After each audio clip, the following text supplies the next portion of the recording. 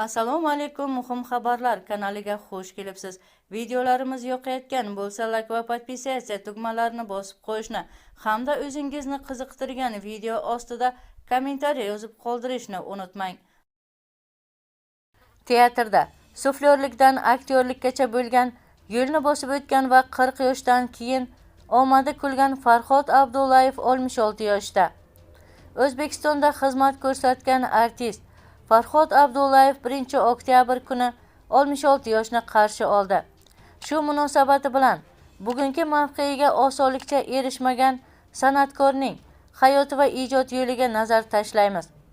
Farhod Abdullayev 1957-yilning 1-oktyabrida Qashqadaryo viloyatining Yakkabog' tumanida dunyoga kelgan. Oilasida 9 ta farzand bo'lgan va otadan erta ayrilishgani uchun qahramonimizning bolalik yillari qiyinchilik bilan o'tadi. Oilamizda san'atkorlar bo'lmagan, ammo onamning go'zal ovozlari bor edi. Uy ishlarini qilayotganida qo'shiqlarni shu qadar go'zal ijro etardiki, tinglagan odam unga maftun bo'lib qolardi. To'y hashamlarda Farhodjon qani bir raqsga tushib beringchi derdi. Ishtiyoqim balandligidan onamning buyrug'ini rad etmasdim. Oilamiz kamtarona hayot kechirardi. Onam bolalar bilan uyda, dadam esa tirikchilik g'amida edi. Ammo 15 yoshimda dadamdan ayrilib qoldik. Katta ro'zg'or bo'lganimiz uchun onamga juda qiyin bo'ldi. U farrosh bo'lib ishga joylashdi. Men esa maktabdan keyin bozordagilarga qarashgani chiqardim. Ishlaganim evaziga ro'zg'orga u bu narsa berishardi, deydi Farhod Abdullayev. Bo'lajak aktyor maktabni tamomlab, aktyor bo'lish ilinjida Toshkentga yo'l oladi. Ammo institutga o'qishga kirish u o'ylagandek oson emas edi. Sir emas, aktyorlarni tanlashda bo'y-basti va tashqi ko'rinishiga alohida e'tibor berishadi. Meni suhbatdan o'tkazganlar bo'yi past, ko'rinishi ham hamin qadar ekan, ammo yigitning talanti bor deyishgani qulog'imga chalingandi. O'qishga qabul qilinganimni eshitganimda juda xursand bo'ldim. U paytlari Toshkentdan biror narsaga erishmay qaytish isnot edi. Shu bois o'qishga kelgan yigit-qizlar o'z o'rnini topishga astoydil harakat qilardi. Men ham o'qishga kirgan yili hozirgi O'zbek Milliy akademik drama teatriga sahna ishchisi bo'lib ishga kirganman.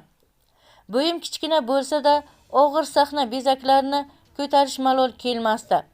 San'atkorlar orasida sahnaning changini yutgan degan gap bor.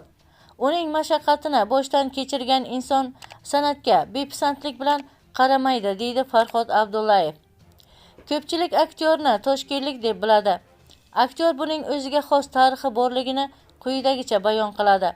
Sir emas, viloyatdan kelgan talabalar ijara uyiga turishadi. Teatrda Baxtiyor aka degan yaxshi inson bilan tanishib qolganman. U kishi Toshkentning markazi bo'lgan Sebzorda yashardi. Men ham ularning uyida yashab ishga qatnardim. Onalari Saida opa shu qadar mehribon ediki, farzandlariga qanday munosabatda bo'lsa, menga ham shunday e'tibor berar edi. Shu bois institutga ko'pchilik meni toshkentlik deb bilgan. Men ham sir bo'y bermaganman, deydi aktyor Farhod Abdullayev. Aktyor institutni tamomlamasdan turib, ustoz san'atkorlar bilan birga rollar ijro etadi. Ammo teatr rahbariyati uni ishga olishni istamaydi. Teatrda sahna ishchisi, suflyor yordamchisi, rejissor lavozimida ishlaganman, ammo o'sha paytdagi teatr rahbari aktyor shtatiga ishga olishni istamagan. Bir kuni gap orasida San'at Devonovga bu haqida aytib yuboribman. Seni hali ham aktyor shtatiga ishga olishmaganmi? Axir hamma spektaklda rol ijro etyapsan-ku, deb hayron bo'lgan.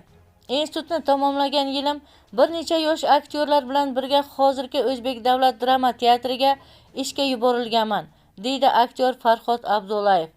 Bahodir Yo'ldoshev iste'dodli aktyorlarni qanchalik qo'llab-quvvatlamasin, tartib-intizomga jiddiy rioya qilardi. U sobiq Yosh gvardiya teatrida ishlab yurgan paytida Farhod Abdullayevning ishdan ketishiga ham sababchi bo'lgan. Bahodir Yo'ldoshev hurmatga sazovor rejissyor edi. Zulfiqor Musoqov, Yusuf Roziqov kabi rejissyorlar rollarga taklif etib, kinodagi faoliyatim gurkurayotganda bir necha marta repetitsiyaga kechikib bordim. Bu rejissyorga yoqmadi va menga kino yoki teatrni tanlash kerakligini aytdi. Men aybimni bo'ynimga olib ishdan ketdim. Piyoda yurib sobiq Hamza teatriga keldim. Nima bo'lsa bo'ldi. Agar bu teatrdagilar ham ishga olishmasa qishloqqa ketib ketmon chopaman deb o'sha paytdagi rahbar Yoqub Ahmedovning oldiga kirdim. U stolning ustiga qisqa va lo'nda gapiring deb yozib qo'ygan ekan. Ishsizman, ishga olsangiz Toshkentga qolaman, bo'lmasa qishloqqa qaytaman dedim. Yoqub aka kulib, ertadan ishga bo'lgin degandi, deydi Farhod Abdullayev. Ko'pchilikning fikricha, Farhod Abdullayevga 40 yoshidan keyin omad kulib chopgan. Uni tomoshabinlar yaxshi aktyor deb bilishadi, ammo Sevinch va afg'on filmlaridagi rollardan so'ng nafaqat komik, balki dramatik rollarni ham ijro eta oladigan aktyor ekanini isbotlay oldi. Yaxshi rejissyor aktyorni qaytadan kashf etadi. Ko'pchilik meni komik aktyor deb biladi, ammo dramatik rollarni berilsa, ularni ham yaxshi ijro etishga tayyorman. To'lqin To'lchiyev aktyorning ko'z ilg'amas jihatlarini kashf etishga usta. Afg'on filmida meni aktyor sifatida kashf etilgan deb hisoblayman. Men oshiq yigit roli bilan emas, aynan dardini kulgusi ortida yashirilgan ota rolida tomoshabinlarga manzur keldim, deydi Farhod Abdullayev. Farhod Abdullayev bir necha yil avval qishda muz ustida tasodifan yiqilib oyog'ini jiddiy shikastlagan. Uning asorati sabab uzoq vaqt xastaga tayanib yurdi. Hozir ham harakatlarda bu sezilarli. Tabiatdan ichi qaynaydigan pitir-pitir insonman. Oyog'imni gips qilishganda qanday ahvolga tushganimni tasavvur qilavering. Ammo nolimayman, bundan ham yomon bo'lishi mumkin edi, deydi u. Bu ham bir sinov, deydi aktyor.